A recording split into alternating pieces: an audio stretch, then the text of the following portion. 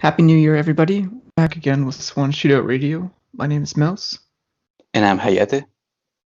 and together we're the hosts of Swan Shootout Radio, a podcast where we talk about niche Japanese video games. And took a couple weeks off for the holidays, but we're back now in 2021. I feel like last year went by really, really fast. Yeah, me too. And this one is already going too fast for me, I feel. I worry that maybe I'm just getting older and time feels like it's going by faster, but Yeah, that's it. also it was a bit of a crazy year for everybody, I think. And Yeah. yeah. But well, it's the start of a new year, and we're looking forward to talking more about games to really just develop Swan Shootout Radio more along with our listeners. So we're pretty excited for the future. We have lots of games to cover. And the first thing we want to do to start off the year is actually take a look back a little bit and reflect on some of the things that we played in 2020, and just go over like the top 3 games that we experienced for the first time, not necessarily released in 2020, but that we played back then. Do you want to start? Yeah, sure. So in third place, I want to mention Power Pro Kun Pocket. This is a portable spin-off of Konami's popular baseball simulation series, with a focus on a story scenario with dating sim and stat building elements, not unlike the ones you can find in the Tokimeki Memorial series, which is another Konami game. So this is a pretty lighthearted adventure game, which I really ended up enjoying. Just a pretty hilarious game. I've heard that people generally enjoy that series, not so much for the baseball, but also all the other stuff that they throw in. Oh yeah, the baseball elements are pretty basic, but the story elements and the comedy, the sense of humor is really top notch and really what I look for. In second place, I want to mention Final Fantasy 13, a pretty well-known game, and there sure is a lot. Yeah, and there sure is a lot to say about it. But to keep it simple, I love the combat system and encounter design. It's just really fun to come up with different strategies to optimize your encounters. So yeah, definitely a game that there's a lot to say about it. Yeah, I feel like we could even do a whole episode on it, even though it's definitely. Like a more it's a very well-known game, but it's also a game that I feel like a lot of people misunderstood, especially upon release, because I think a lot of people were expecting like a typical JRPG Final Fantasy thing, and it's more like an arcade game in terms of some of the basic design that it's going for. Like it's more about optimizing your speed, and it has a really big speedrun community for an RPG, because the whole game just comes down to fighting battles as fast as possible. There's no towns, there's no NPC interaction or side quests. Yeah, there's basically no downtime. It's pure combat. And in first place, the best game I played this year was Romancing Saga 2 for the Super Famicom. And I will also like to mention the rest of the Saga series I played, which were Romancing Saga 3 and Saga Frontier, and Saga Scarlet Grace. All pretty amazing games. Not much to say about them. I think I might get around to Scarlet Grace this year once I get a PS4. Oh, yeah. I'm really looking forward to that one. To me, from what I've seen about it, it seems like the closest thing to an evolution from the first Romancing Saga, where there's sort of like a continuous timeline in the world, and as you do things in one area, the quests advance somewhere else. Do you know what I mean? Yeah. And that's something that the series kind of didn't do so much after Romancing Saga 1. Like, it didn't have quests that you would be locked out of as you progress. And from what I've heard about Scarlet Grace, the main draw of that game is how many different variations on the quest there are, depending on sort of where you are in the timeline. Oh yeah, I've done 2 playthroughs of it, and well, I want to play them all since I want to beat the stronger version of the final boss. So I'm looking forward to it. And well, that was my top 3.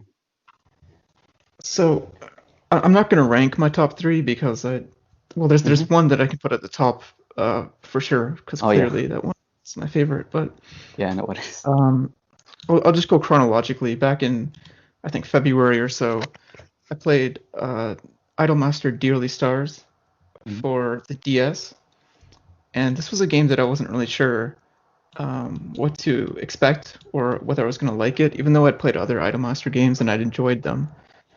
This game is known as kind of a black sheep in this series for a few reasons. One of them is in other Idolmaster games, you typically play as a producer who manages a group of idols, but in this game, you actually play from the perspective of the idol themselves.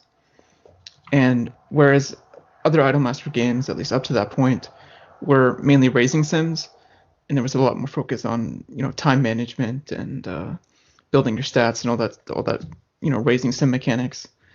This game doesn't really have that so much. There's a little bit of simulation systems, but you couldn't really call it a simulation game. It's more like you're just going through a story. But I actually really enjoyed it for what it is. I think playing from the idol's perspective was a nice change of pace, and it allowed the story to be a lot more interesting because you can really get into the psychology of the characters, and there's some interesting stuff that it does in terms of that, and it has branching story paths as well. So is it more of a scenario game? Does it not have like rhythm elements? No, there's no rhythm. Oh, okay. Like most of the game is just reading and making choices, and like depending on the choices that you make in each sort of little chapter, you'll get memories which you can use to help you pass auditions. Which is like a concept that existed in other Idolmaster games. You have memory appeals that you normally get by communicating with the idols, but in this case it's just like making choices like in a novel game kind of thing. But it's mostly just reading. Yeah. The next one I played was Otogiri So, Chunsoft's first sound novel that they released back in 1992. And before last year, I didn't really read a lot of novel games. I'd read like a few here and there, but I felt last year that my Japanese was good enough that I could actually read them comfortably. So I started getting into some that I'd been wanting to play. And Otogiri So really caught my attention, and I got really hooked on this game. I played it, I think, more than a dozen times in a row. And what stands out about this game is that it's really all about the replay, because how do you explain this? You've been playing this recently, haven't you? Yeah, I was going to mention it in the next segment, but yeah, I've only done one loop so far. So like basically the premise is that it's a guy and his girlfriend who are driving out in the middle of nowhere, then their car breaks down and a tree gets struck by lightning and lands on their car. So they go wandering off looking for help, and they stumble upon a haunted mansion. And all the events that happen in this mansion are how do you say, like it doesn't branch like a normal novel game. You're kind of just hopping around between variations of events, and like for example, there's always a scene around the middle of the game where the phone rings and you pick up the phone and something happens. That always happens, but the circumstances around that and who's on the other end of the phone and what they're saying is completely different each playthrough, depending on what route you're on. And so you're sort of constantly hopping around between different routes, and the link between what happens from one scene to the next is often very unclear, until very late in the game, where you end up on one sort of ending scenario where it sort of goes into representations of broken familial relationships. The main theme of the game is mostly family. Yeah, it's a little hard to talk about without spoiling too much that happens. But, it's a very intriguing game. I think a very experimental type of narrative, and each time you replay it, it sort of devolves more into metafiction as more options become available, and it sort of starts referencing things that have happened in previous playthroughs and so on. So really interesting. And lastly, my favorite game that I played last year was another sound novel called Gakko de Atta Kowai Hanashi, or scary story at school. And in this game, you play as a first-year high school student who is a member of the school newspaper club. And the president of the club has asked you to write a feature article about the 7 school mysteries, or horror stories that are horror legends about the school. Yeah. And since you're a first-year student, you're not really familiar with that. He arranges for you to meet with 7 students after school. So you go to this meeting and you find there's only 6 students there. And since the 7th person doesn't show up, you just start without them. And so basically what you do in this game is you hear a story from each of the 6 students in whichever order you want. And depending on the order that you talk to them, they'll have a completely different story. So, 6 stories per character. Mm-hmm. Plus, there's an additional 7th story depending on who you speak to 6th. So 42 different scenarios. Plus, there's an additional 8 hidden scenarios that you unlock by talking to people in a certain order and getting certain endings. So 50 scenarios. And then even within those, there are branching paths and multiple endings. So the actual volume of content is extremely large. And what's really interesting about this game, I think, is unlike all other novel games where you're put in the perspective of one of the characters who's actually experiencing what's happening. In this game, you're just listening to the stories from these people. And so they'll ask you questions, not only like, what do you think happened next? Or like, what was this character thinking at this time? But also asking you questions about your personality and your interests and so on. And that will actually branch the story in a different way. Yeah. So the ways that you can interact with the narrative are a lot more diverse than in a lot of other novel games. And because you're listening to the story through another character, you end up learning about that character indirectly through their storytelling. And on repeat playthroughs, you sort of get a better sense of who these characters are that you're talking to. And they're all very strange and eccentric. And that sort of becomes a bigger draw than the stories themselves. It's just the characters who are telling them. Mm-hmm. So this has become one of my favorite games of all time, I think, and I just haven't been able to stop thinking about it since I played it. Yeah, I will probably come around to it later this year since I plan to play a lot of novel games. Mm-hmm. Yeah, really looking forward to it. By the way, does it snow where you live? No, it has snowed twice in my lifetime. Oh, which is pretty rare. Because I was thinking if you're gonna play Kamaitachi no Yoru in the winter, it's like the perfect game to play on a snowy day. But if it doesn't snow, then yeah, that's okay. Yeah, I really like playing games based on the season, but yeah, sometimes it just can't be perfect. Since I live in northern Mexico, Yeah, it's usually pretty hot. Well, we get enough snow here for the both of us. In Canada. Totally nice. That's nice. So I guess that was it for. That's it for 2020 reflections. Yep. So what have you been up to recently? Well, I've been playing Otakiriso. Yeah.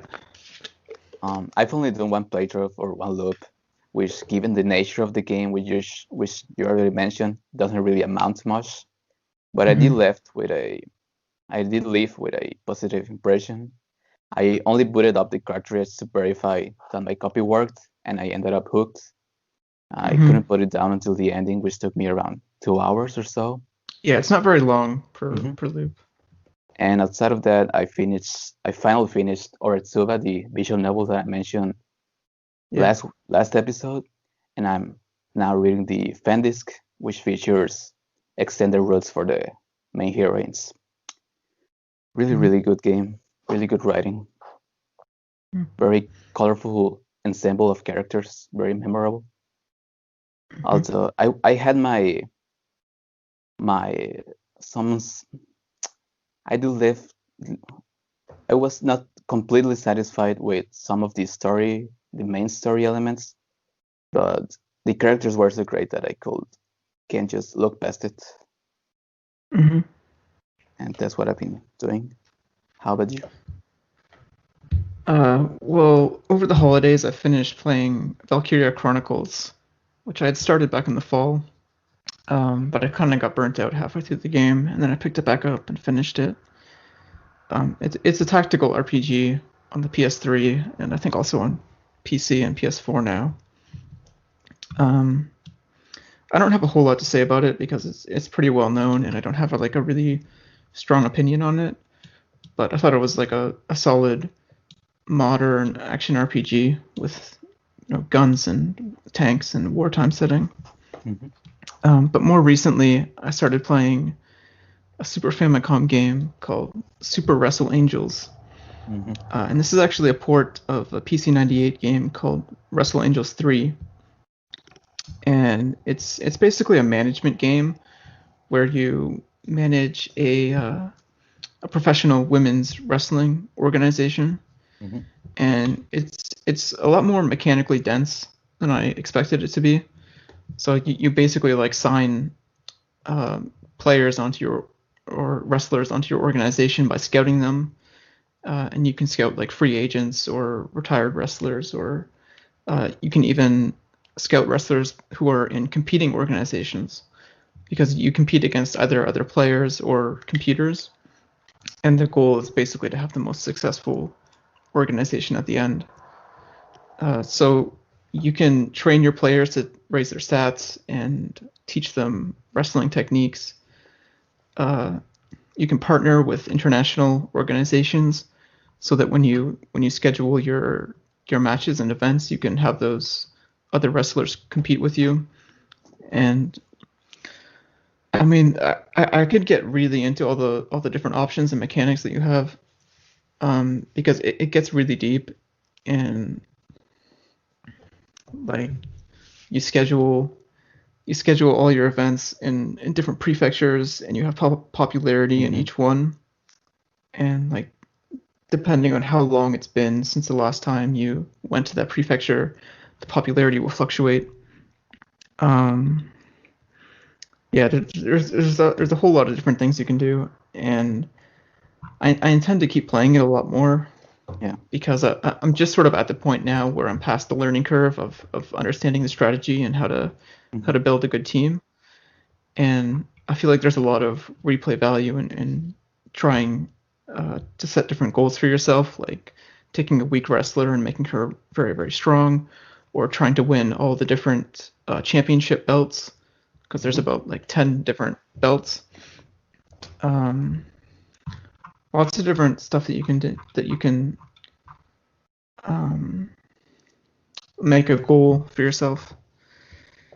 And yeah, I'm really into it so far. Yeah, I've actually tried one of the PC-98 titles of this series, but that was around the time I was just trying out a bunch of games. I don't really remember that much that I can add to it. Yeah, I'm familiar. I think it was Wrestle Angels B1 or something like that. Oh yeah, the one I played. Yeah, the V series, like the original Wrestle Angel series, were adult games, and then the V series were basically remakes that took out the adult content, and Super Wrestle Angels like similarly takes out any adult stuff. Yeah, there's definitely a steep learning curve at the start, but I think if you stick with this game, it's really, really good. Sorry, I just need a drink. Yeah, sure.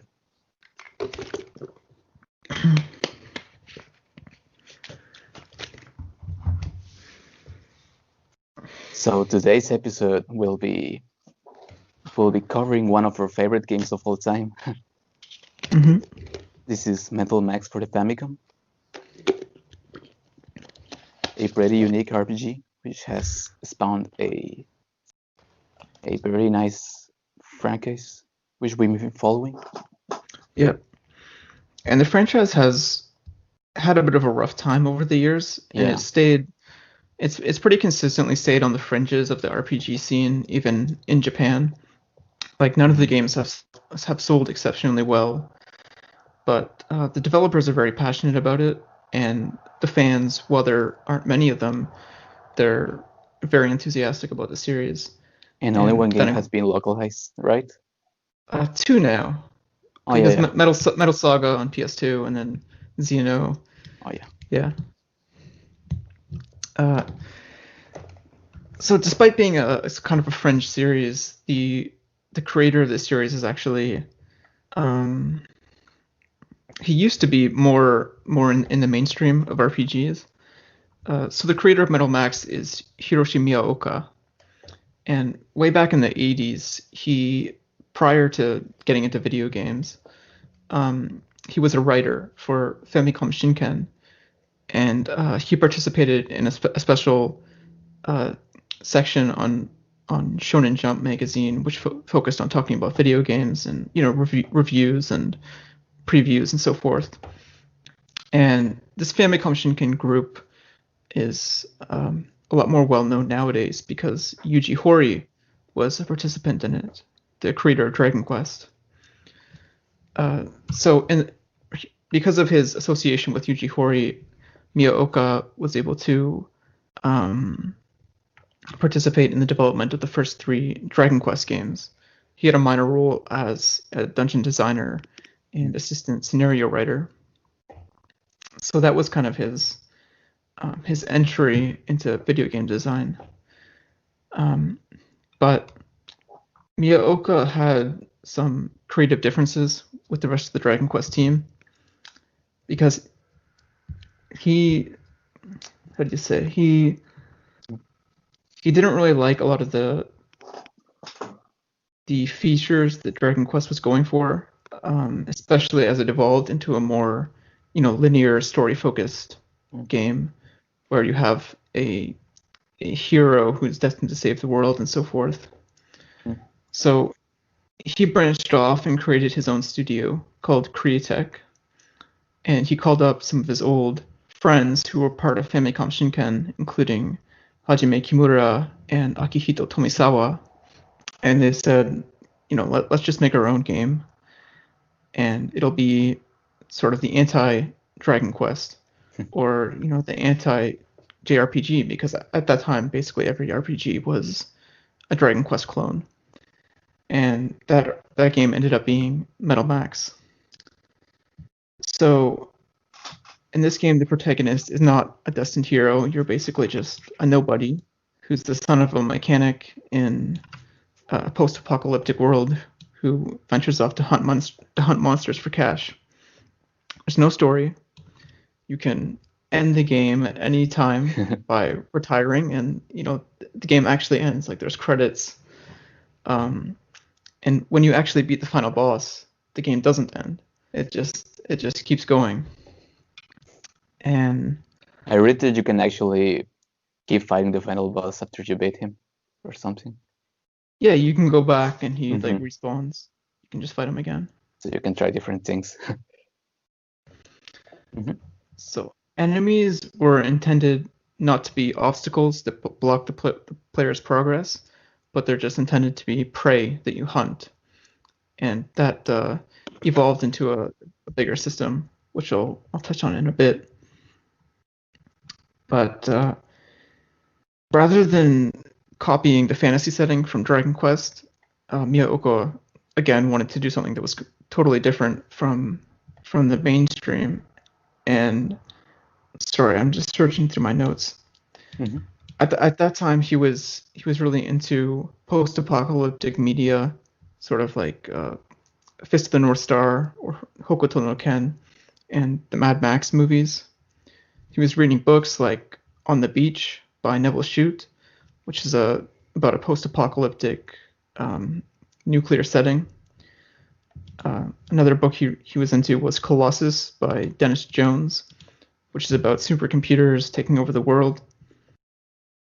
And obviously the Max in the Metal Max name is inspired by Mad Max. And Miyaoka saw Mad Max as an evolution of the Western genre. and that instead of riding horses, people rode cars and motorcycles, and those vehicles were sort of a symbol of the character's inner violence and inner tension in this post-apocalyptic world. So Metal Max sort of blended all those influences together, the post-apocalyptic, the science fiction, and the Western influence. And so you get a post-apocalyptic world where supercomputers have taken over and there are outlaws roaming the world with bounties on their heads.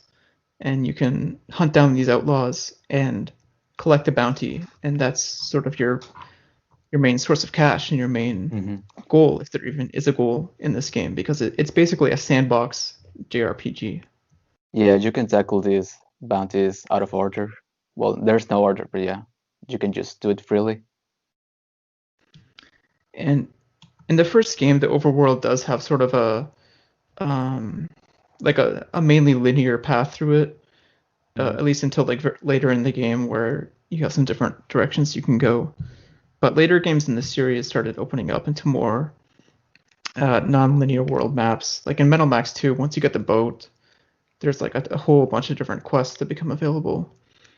And the Miyaoko didn't want to block players off. He really hates games where you have to like clear a quest and get the key item to open the gate and move on to the next area. So even in Metal Max, you can just walk straight through and ignore everything and pick up some strong gear which is like hidden on the ground and in caves and so forth. And as long as you can fight the monsters that are there, you're free to go wherever you want.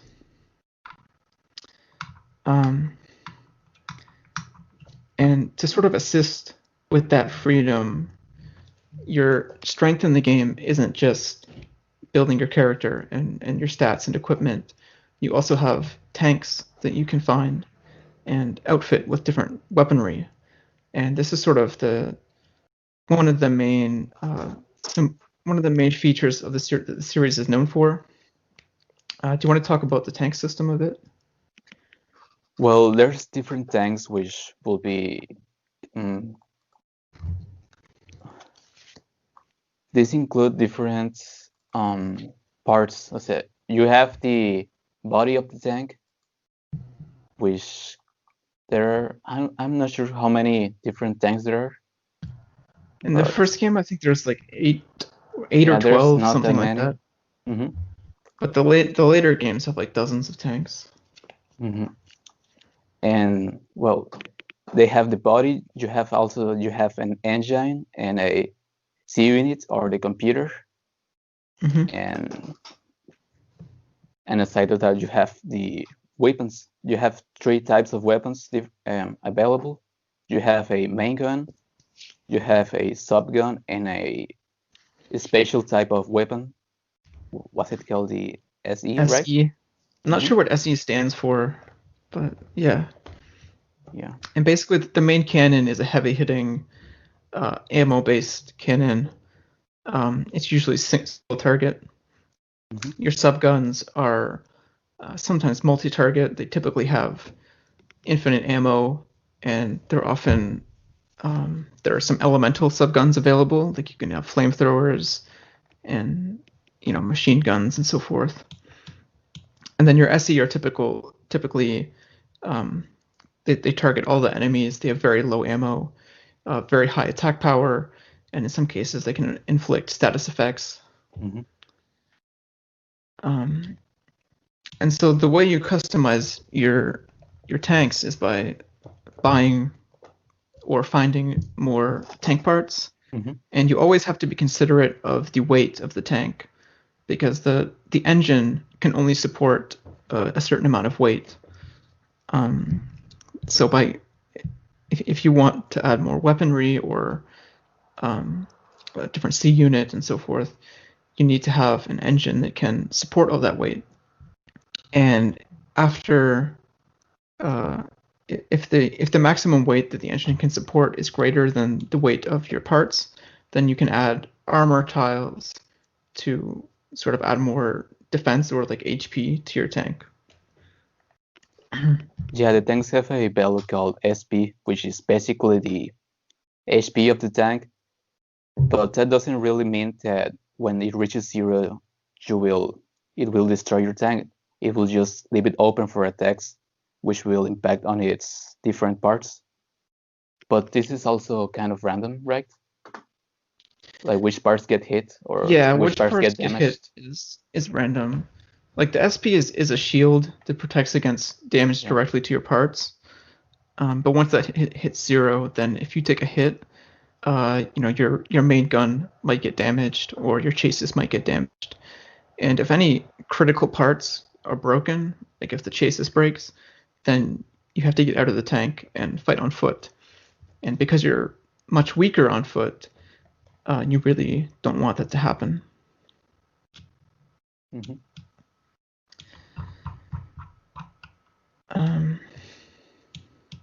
So there's 3 character classes. There's a hunter, a mechanic, and a soldier. And the function of these classes is pretty simple. The hunter is best in tank combat. The mechanic is able to repair tank parts, and the fighter or soldier is specialized in, on foot combat, like outside of tanks. Mm-hmm. And you'll find the mechanic and the soldier pretty early in the game. And well, you can skip recruiting them if you want, because it's a sandbox and the game really doesn't care whether you recruit them or not. But these 3 classes sort of became a staple in this series up until much later when they started introducing more classes in like the 2000s. Mm-hmm.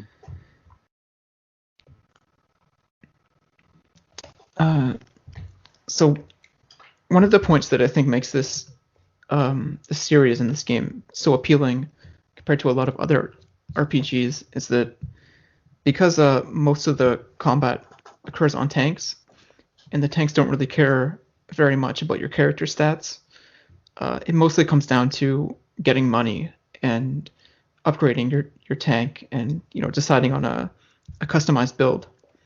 Mm-hmm. And because there's an outlaw system where if you hunt down a boss and beat them, you collect the bounty on their head.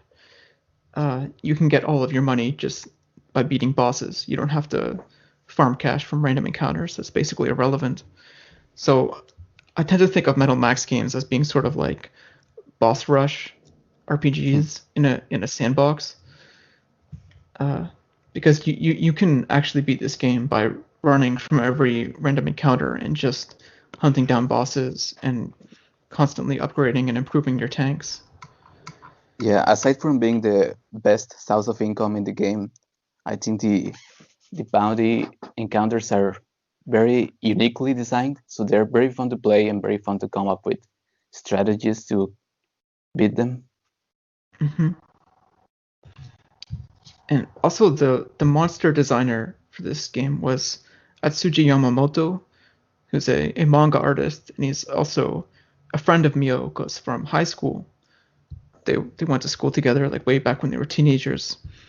And between Yamamoto and the other staff from Famicom Shinken, this game sort of felt like a bunch of old friends getting back together for a passion project. It really didn't feel like they cared about the sales of the game or whether they were appealing to the mainstream. They basically just wanted to make something fun, and you really feel that in the uniqueness of the game and all the details that are present. Yeah, it Because does feel this really game passionate. has a lot. This game has a lot of like really small details that you wouldn't expect in a Famicom game. For example, you can buy furniture and decorate your room in your hometown with furniture. If the mechanic in your party dies, you can go talk to his family, and they have unique dialogue mentioning, like, despairing that the mechanic is dead. There's like all sorts of small details that they thought about and put into the game, and just exploring this sort of crazy post-apocalyptic world and seeing those details is a large part of the appeal. Yeah. And even though later games have expanded on the world building and the gameplay mechanics, I keep thinking that the original game of the Famicom is my personal favorite so far. I haven't played some of the later games, like the DS games. I've played Metal Max 3, but I didn't finish it yet. And I haven't played the Metal Max 2 remake. But I think that's the best one. yeah. But personally, so far I think the Famicom game remains my favorite. It's just the world feels really good, and the overall Famicom feel of it's also very appealing to me. I don't know how to describe it. Like there's a special feel to it to play a Famicom RPG with this sense of scope. Yeah, it's actually incredibly well realized for such an oddball, somewhat experimental game with systems that nobody else was doing, like the tanks and the non-linearity. It actually works together really well. All the different elements of the game, I think, blend together, and it just feels like a really solid 10-hour RPG. Interestingly, one of the other staff members, the producer for this game, was Shoji Masuda, and he later worked on games like Linda Cube on the PC Engine CD, and Ore no Shikebana o Koete Yuke. Yeah. Ore no Shikebana o Koete Yuke, which was a PS1 game.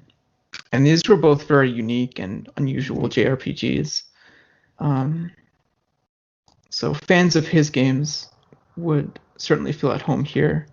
And I feel like this project was probably pretty influential in encouraging other developers to just sort of go ahead with passion projects and not just make yet another Dragon Quest clone. Because if you look at all the other RPGs on the Famicom, they're almost entirely, Dragon Quest with some small twist.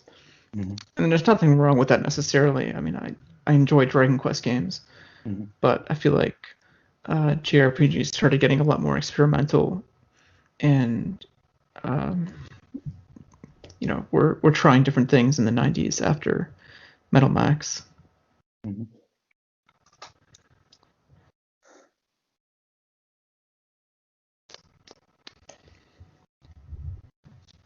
So this game didn't sell very well.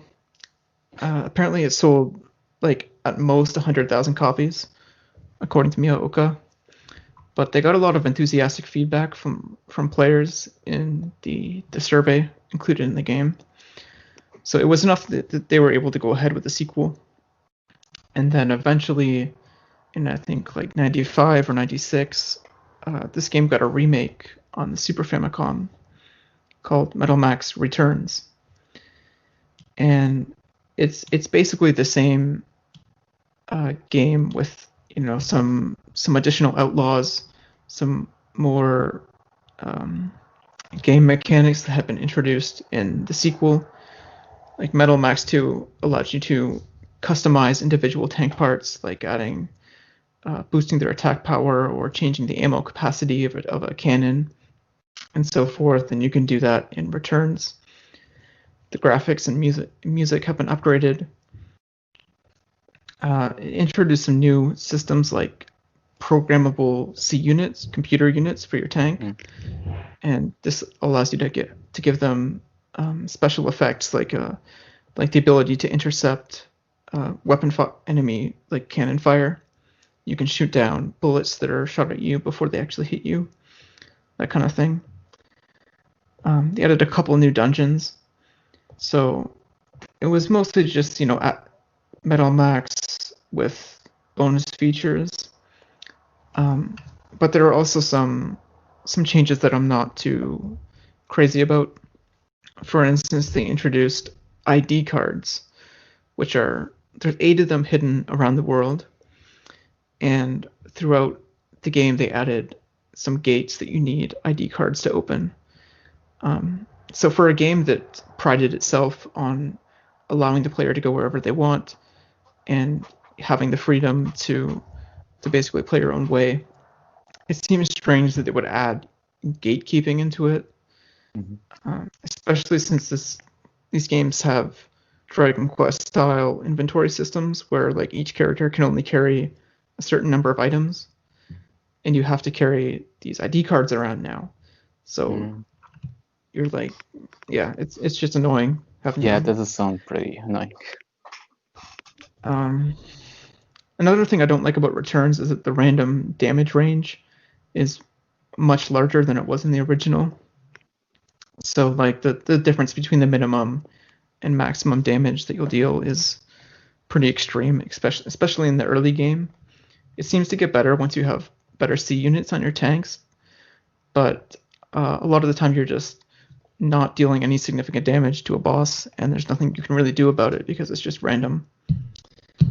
And because they made the sprites larger, there are now in the dungeons you can't see as many tiles around your character. Yeah, Basically, like that was my biggest complaint with the game when I played it. Each tile is like 4 times the size. So you can't see very far around you. And in certain dungeons, that's pretty frustrating because like you should be able to see whether there's a chest above you from like a certain position, and now you can't. And the new dungeon that they added in Returns is like a big corporate building with like 30 floors, and most of these floors don't have anything on them. So you're going around and you have to walk basically to the edge of the screen to see if there's a chest somewhere. And you're getting into random encounters, and that's pretty frustrating. But between the original and Returns, there are some people who prefer the remake because of all the new mechanics, and they like how it looks, and there's new outlaws to fight. But there's other people who prefer the original. And for some people, it's sort of like a cup yakisoba phenomenon, where some days you want to eat real yakisoba, some days you just want to eat instant cup yakisoba. They each have their own unique appeal, even though they're the same thing. Personally, I prefer the original Famicom game, but both of these are fan translated now. So if you're interested in the series, you can pick the one that looks best for you, or maybe start with the original and then play the remake, because I think ultimately both of them are good. They're both worth playing. But the original has a certain charm to it. Yeah, personally, I couldn't really progress much in Metal Max Returns since I found it pretty annoying to navigate because of this sprite size. But I'm willing to play it at a later time just to see the gameplay changes and just build a better opinion on it. I did a solo run of the game, and I found that was pretty fun because you can take advantage of the new stuff, like customizing your weapons and making use of like the C unit programs. Because you can do that to get really, really strong. And I think maybe the balancing was a little bit broken compared to the original, because despite having all these new options to customize yourself further, the game really, like the outlaws aren't really any harder. But in a challenge run, like a solo run, it I sort can of see that rebalances. Yeah. So we're both big fans of the series, and I think it would be neat to cover some of the other games at some point, because the series was always sort of building upon itself and introducing more classes and more customization options and new systems and so forth. And for me, I think one of the DS games is actually the best one, but it would take a very long time to go into all of that. So I think we'll just leave it at the first Metal Max for today. For now, yeah. Any more thoughts on the game? Not really, just I would recommend playing the original Famicom version, even if you're someone who thinks like they're dated or something. I think it's just really worth the experience, and it's really not a chore at all to play. It's really fun and just really grabs you from the get-go through the world, the music. The music is extremely good. Mm-hmm. So yeah, give it a try. And I don't think it feels dated at all Yeah. compared to some other Famicom games. Like I can sort of understand playing, Dragon Quest 1 or 2 or something. Those are pretty damn old now. But Metal Max feels very modern in a lot of its ideas and its execution. For a game released in 1991, it was pretty advanced. And it's pretty interesting to see about the story of it, about the developer, how it's a bit of a Maverick game. Bit of a what game? A Maverick, like a... Oh, Maverick, yeah. Yeah. One thing I forgot to mention is in addition to like finding tanks and buying tanks, you can also rent tanks. And the rental system had a couple of purposes. One is so that you can retrieve your tanks after you wipe out, because if you game over in this game, well, there is no game over really. If your party wipes out, then you just get revived at some like mad scientist's laboratory, and you don't lose any of your money, you don't lose any experience. It just keeps going. However, your tanks are left wherever you died. So if you died in the middle of a dungeon, your tanks are still there in the middle of the dungeon. And it can be very difficult to get to them on foot. And so you're able to rent tanks in order to basically just retrieve your tanks. And while you're renting them, you half of your income goes to the rental company. But otherwise, it's the fully functioning tank that you cannot customize. It comes pre-equipped with weaponry. And that gets into the other reason for rental tanks. It's a way to show the player examples of tank builds without the player having to actually invest a large amount of money into, trying out expensive weapons. And I think that was really clever, because I didn't really realize that there was that thinking behind it until I read an interview with Miyaoka where he talked about a lot of things in this series, but including about rental tanks. And especially in some of the later games, you can rent tanks with like really crazy configurations, like a tank that's full of like 5 different drills, and you can just all sorts of crazy tank builds. And I think it's pretty clever that they included a way for the player to actually test drive tanks without having to spend thousands of dollars on it. Yeah, I also didn't realize that it had that meaning behind it, but it's pretty interesting, and I can see it.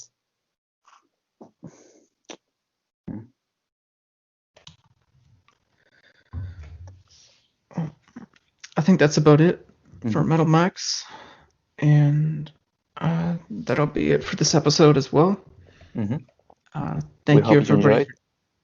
Thank you everybody for tuning in, and I hope you have enjoyed the new year and that you'll stay with us as we continue to talk about more games in 2021. All right. See you. Take care.